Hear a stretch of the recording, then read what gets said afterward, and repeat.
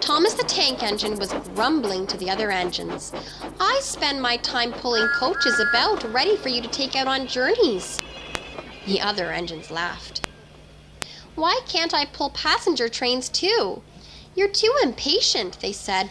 "You'd be sure to leave something behind." "Rubbish," said Thomas. "I'll show you." One night he and Henry were alone. Henry was ill. The men worked hard, but he didn't get better.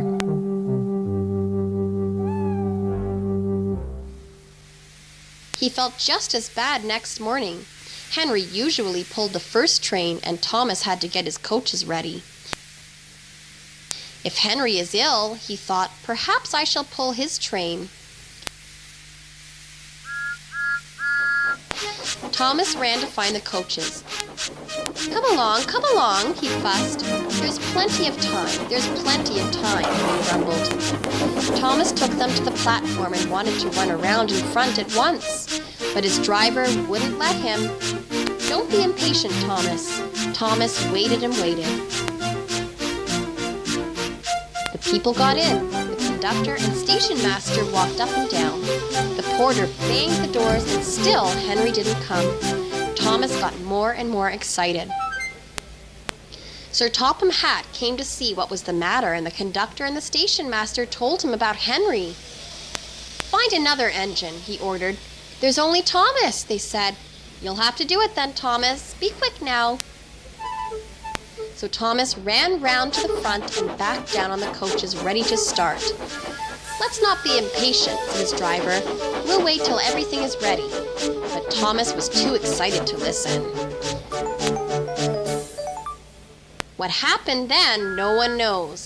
Perhaps they forgot to couple Thomas to the train, or perhaps the driver pulled the lever by mistake. Anyhow, Thomas started without his coaches.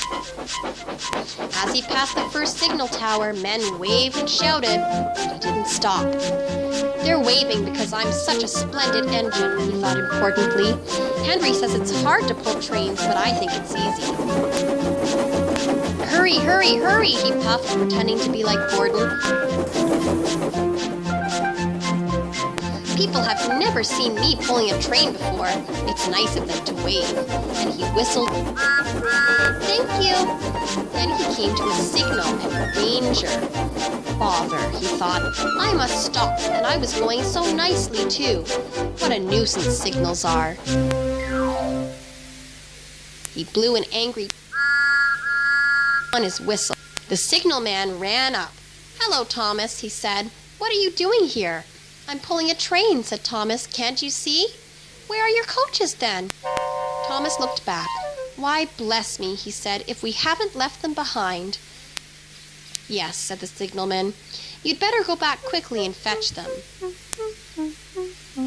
Poor Thomas was so sad he nearly cried. "Cheer up," said his driver. "Let's go back quickly and try again."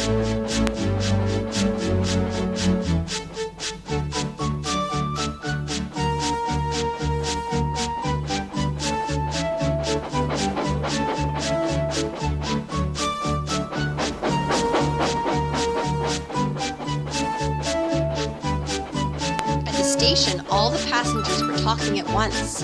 They were telling Sir Topham Hatt what a bad railway it was. But when Thomas came back, they saw how sad he was and couldn't be cross. He was coupled to the train, and this time he really pulled it.